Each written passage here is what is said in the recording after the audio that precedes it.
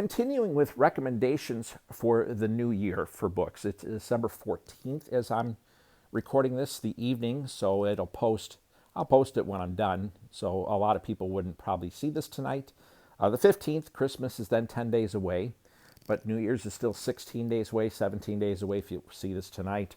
Not that any stores are open on a Sunday night or whatnot, but of course you could order online. But with the new year coming, I wanted to talk about a Bible I read this year and the last year. This is the one-year chronological Bible put out by Tyndale, and the translation I read is the NIV. Last year I read what's called the one-year Bible by Tyndale, and I read in that translation, I read the New Living Translation. Our whole church did that together last year. My wife and I changed churches early this year, a little before Easter. And the church we were in last year was where we were for the last 4 years. The pastor asked our small little church to read through the one-year Bible together. And it was a fun activity as a group.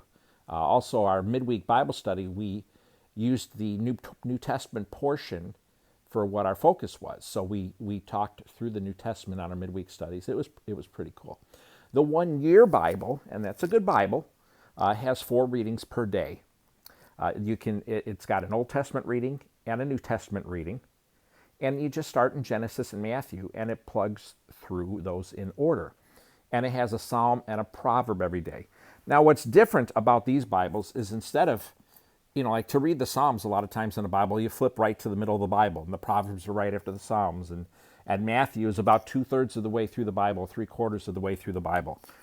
With the one-year Bible, and the one-year chronological Bible, it sorts it by calendar date. So you have to turn to the calendar date. So, like the top of the corners of the pages, what they say is the date on them. June 30th, or July 30th, July 31st. So you just read this one-year Bible and one-year chronological Bible like a regular book, cover to cover, and it sets you up for what the readings are for the day. Now, the one-year Bible, Old Testament reading, New Testament reading, Psalms, and a proverb. The Psalms you actually go through twice. So about halfway through the year, you start those over just a little bit after July 1st. And our pastor at the church we were at had a great recommendation. He you wake up in the morning, crack the Word open. With the one-year Bible, what's a great way to do it? Well, the proverb was a great way to do it because Proverbs is a 31-chapter book. We're plugging away at it in our Read Through the Bible YouTube page here. We're about 1/3 of the way through it. But when you're reading 31 Proverbs, I don't remember how many verses are in Proverbs off the top of my head, but you're splitting that up over an entire year and reading a little every day. So basically every day is just a couple Proverbs. So you can read the proverb portion of the daily reading in seconds. I mean, literally under 30 seconds, a minute. If you got a minute, you can read the Proverbs. So wake up and read a proverb. Great way to start the day. And then throughout the day, when you get a chance, try to read the rest of it. That pastor had another idea, and this is something I've also been saying for years, so I was so glad to hear him say it. If you miss some days, he said, you're never behind. Just pick up on today's date and forget the dates you missed.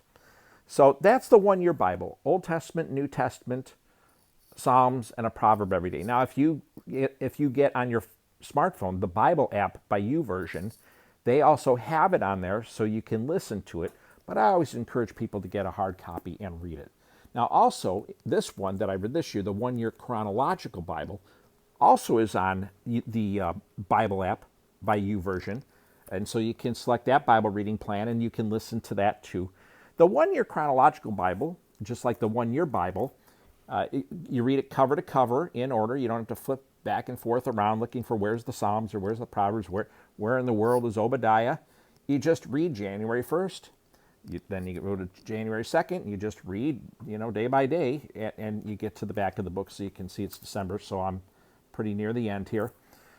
And the one-year chronological Bible, like the title says, it's chronological. Now that, I have really enjoyed this. It's been so different than the one-year Bible. I usually read Bible reading plans that are somewhat chronological. I have for almost the entire 40-ish years I've been a follower of Christ. But this was really special. Even those chronological plans are like semi-chronological. Like the Old Testament will be chronological, but they also stick New Testament readings in. And so, like, I'll read through Luke, and then I'll read through Acts, and the New Testament isn't strictly chronological. But the Old Testament was more so. But this is strictly chronological, which is a fascinating way to read. First of all, you find out that, and I already knew this, but there's other portions I didn't know about. Jeremiah is not in chronological order. So when you're reading Jeremiah, you skip around the book of Jeremiah.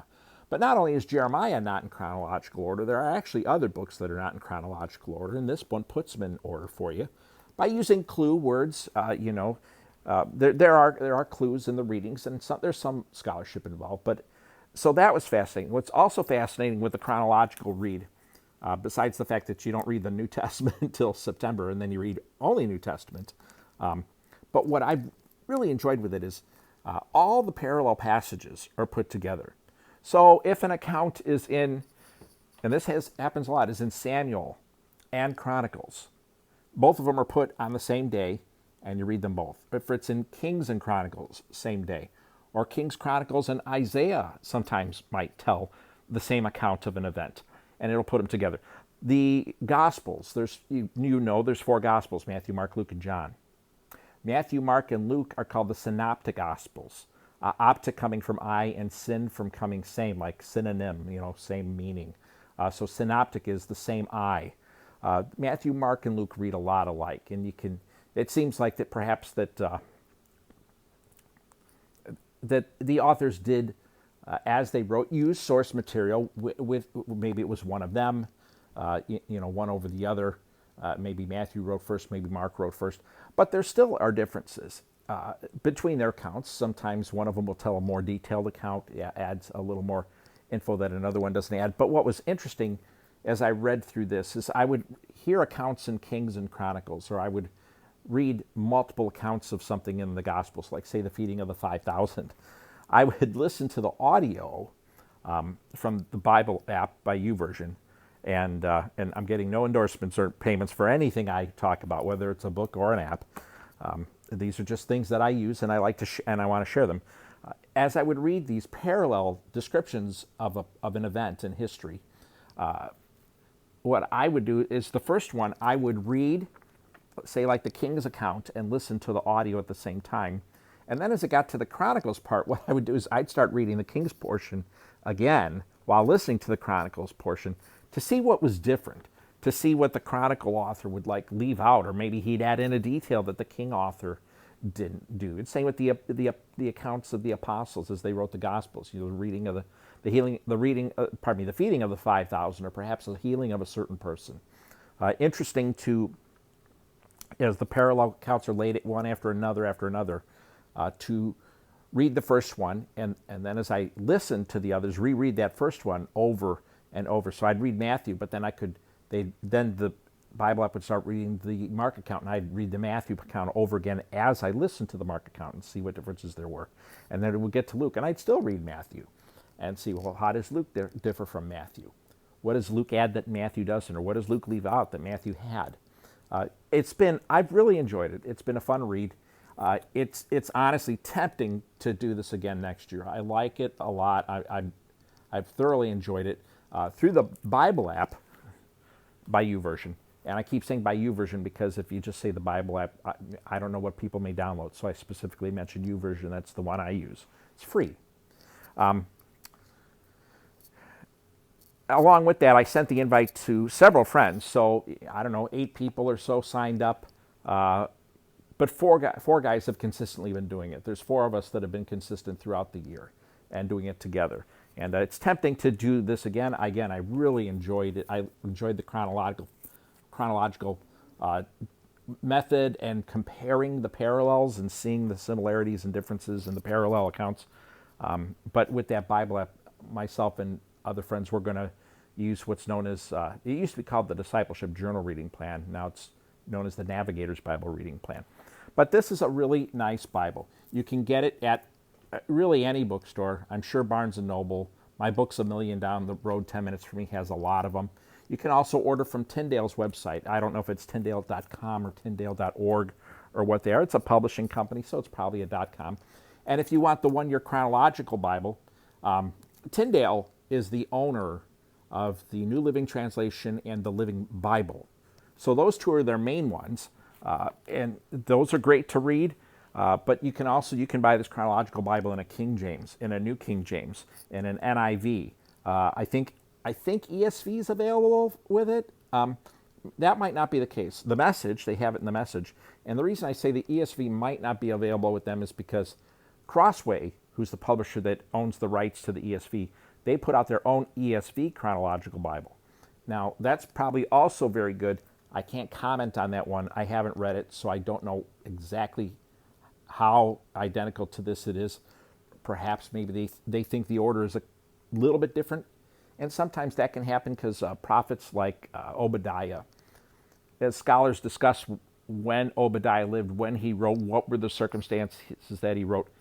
There's a couple ideas of when Obadiah might have had his ministry, and same with Joel. There's a couple some of those prophets, there's a couple ideas of where they may have been, and so they get placed a little differently. So the ESV has its own chronological Bible with Crossway, which is not like these, but again, I'm sure is a great product. So one-year chronological Bible, one-year Bible takes, generally speaking, the proper advice to say is it takes 15 minutes or so a day. Honestly, I think most of the time it doesn't take that long. But very cool resource. These from Tyndale, that you can see, this is it's a flimsy-ish.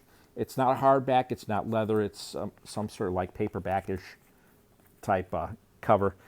These go for under $20. I mean, if you pay $20, that's probably like full price somewhere. You can get it cheaper, I'm sure, through Tyndale itself. I'm sure through Amazon, christianbook.com, or even if you go to Books A Million or something, if you're a member of places like that and you get discounts and coupons, you can get a good deal there. So something to think about this year. Going to read through the Bible, want to mix it up and do it a little different. If you're just trying to read it on your own, plugging away at a chapter a day, but you don't have any schedule or calendar you follow, schedules and calendars are nice handholds to help us get through it and have target dates where we get done. And the one-year Bible and the one-year chronological Bible are pretty cool products. Again, I really, really have enjoyed the chronological Bible. But a one-year Bible, other people like that. The church I was at, where the pastor had us as a church go through it, he's been doing that one-year Bible for years.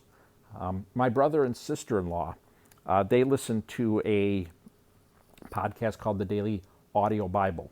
And the Daily Audio Bible uses that one-year Bible plan for their plan. They're reading the same thing. So it's a very popular plan, and my brother and sister-in-law have been doing that Daily Audio Bible. Oh, goodness, I wouldn't doubt if they've been doing it 15 years or so. They've been doing that a long time. So a lot of people like that plan and use it a lot. Wonderful. Just, you know what, just the main thing I'm wanting to do is encourage people to do something in the new year. Make a plan, get through the Bible this year, or even if you're using, say, in my other review, the Be Thou My Vision as a daily devotional, and you're taking that Robert McShane Bible reading plan from that, and you're going through the Bible in 2 years or 4 years, or if you're just going through the Bible with me on these videos here on the Read Through the Bible in 3 years, just do something, get in the Word every day, and let the Lord speak to you through His Word. So anyway, that's enough talk on this. It's a rambling talk because I really don't plan these, and you know, it's not like I need to describe the content of this. It's the Bible. It's pretty cool. It's inexpensive. Great product to get. So thanks for watching.